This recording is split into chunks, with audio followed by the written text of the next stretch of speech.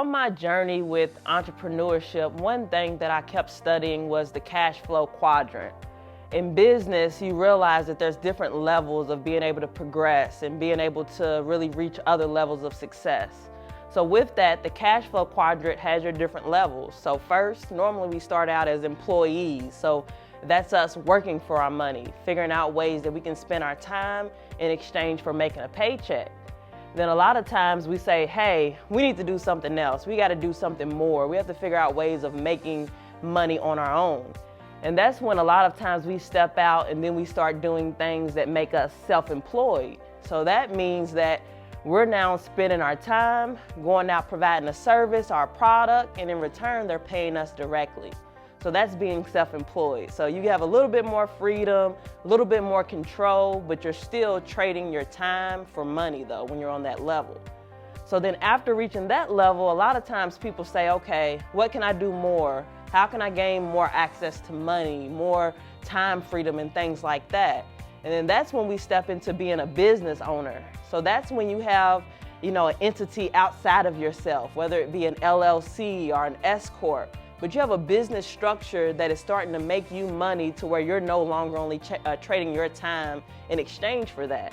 So now you're able to have employees who are working for you. You're able to have systems in place, whether it be an accountant or being a lawyer who's helping you make these decisions and able to help you make money. Still having a business structure, you're not at the top of the quadrant yet because you still have to be active in order to make this money. Whether it be your employees being active or you being active of being able to create a product or a service. The last step on the quadrant is being an investor. So that means that you may put in one action one time, and from that action you will always get paid for it. So those are things like owning stock. So if you buy a share in a different stock, then you're able to have access to that money and that investment to where it will grow over time, and you don't have to do anything in order to make that grow. All you have to do is let your money sit there.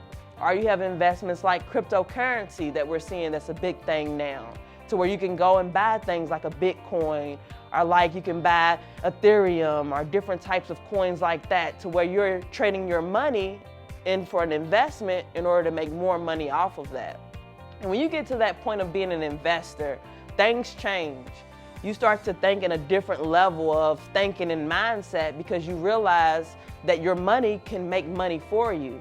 A lot of people, when you work your way up and you get to that business owner standpoint, a lot of times we get stuck because we think, okay, we have this good form of income. It may be six figures or maybe this, but we don't set aside a percentage to be able to go towards investments.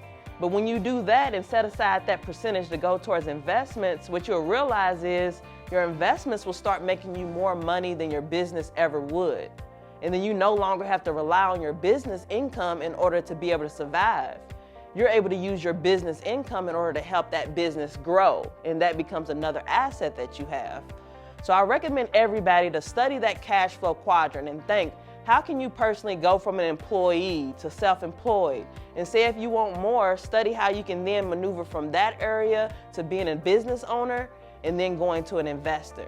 And sometimes you can even skip those steps. You can skip the step of being self-employed, skip the step of being a business owner and going to be an investor if you start studying things like the stock market and how money works and how the economy and things like that is changing. So that's my advice to anyone trying to learn how you can have financial freedom. Figure out how you can be an investor and make your money work for you.